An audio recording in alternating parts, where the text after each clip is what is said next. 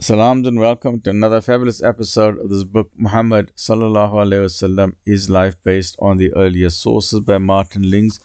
And we are busy with episode number 227 in chapter 69, which is Khaybar. So I don't know if you can see that, chapter 69, Khaybar.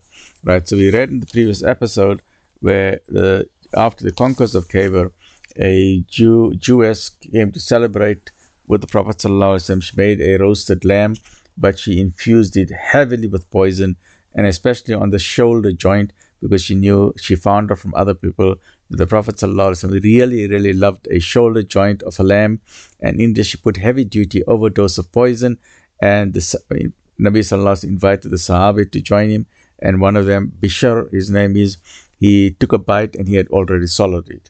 But by the time Nabi ﷺ put the piece of lamb in his mouth, the roasted lamb, told him, Ya Nabi, I am poisoned. And Nabi Sallallahu immediately spat it out, and he told the other Sahabi, stop, don't eat this. The lamb has told me that I am poisoned.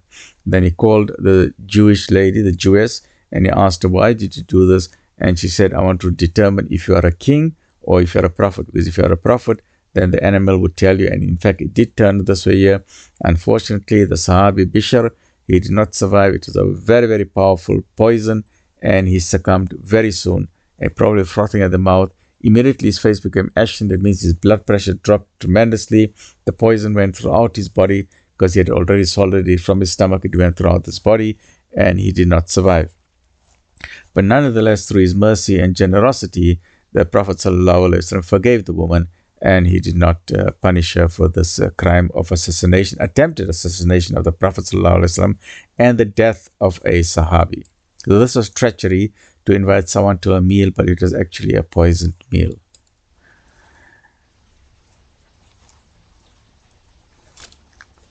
So this Jewess was not the only woman who had lost family people. Among the captives taken as a result of Kinana's hiding the treasure was the widow of Kinana, known as Safiya, the daughter of that Huyay. You know, the Huyay, the previous chief who was so instrumental at the Battle of Khandak, who rallied everyone to try and attack Medina. So that was the daughter of Huyay, who had persuaded the Banu Qurayza to break their treaty with the Prophet Muhammad Sallallahu Alaihi Was'sallam, and who had been put to death penalty because of the treason. And that was at the Battle of the Trench.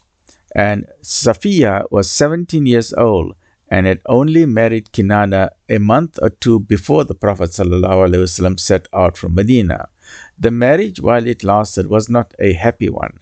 Unlike her father, Huyay, and her husband, Kinana, the two chiefs, Safiya was of a deeply pious nature.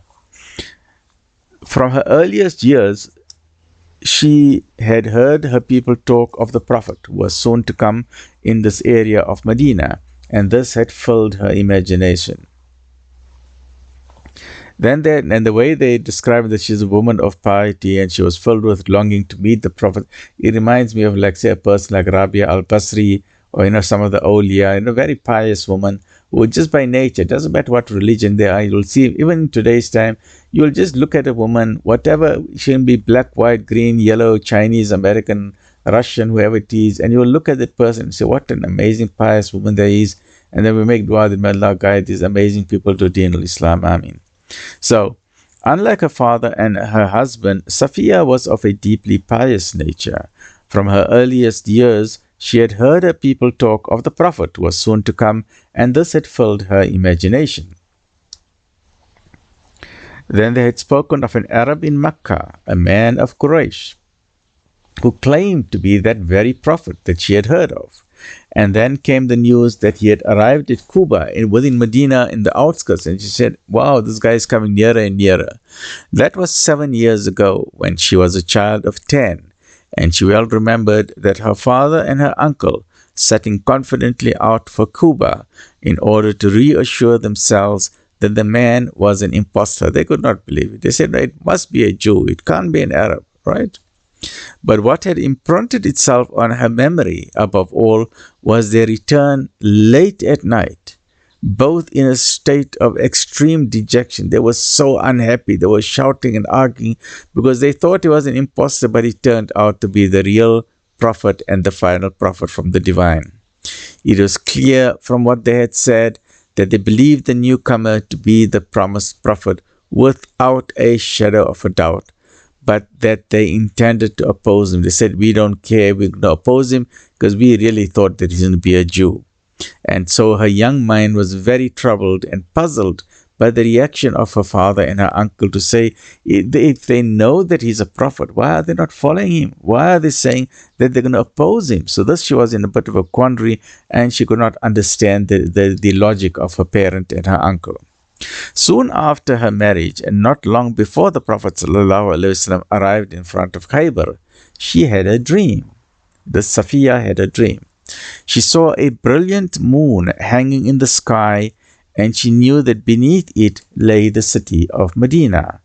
Then the moon began to move towards Khaybar. Now this moon is Nabi Sallallahu Alaihi Wasallam. This is a metaphor for Nabi Sallallahu Alaihi Wasallam. So the moon came, it was hanging in the sky, then the moon was in the city of Medina, and the moon started moving to Khaybar. That means Nabi Sallallahu Alaihi Wasallam is now moving to Khaybar, and the moon is going to Khaybar, where it fell into her lap. Subhanallah. When she woke, she told Kinana what she had seen in her sleep, whereupon he struck her, hit her a very hard blow to her face and said, this can only mean that you desire the king of the Hijaz, Muhammad, that you want to marry him. Right? The mark of the blow was still visible on her face when she was brought as a captive to the Prophet Muhammad Sallallahu A'layhi Was'sallam.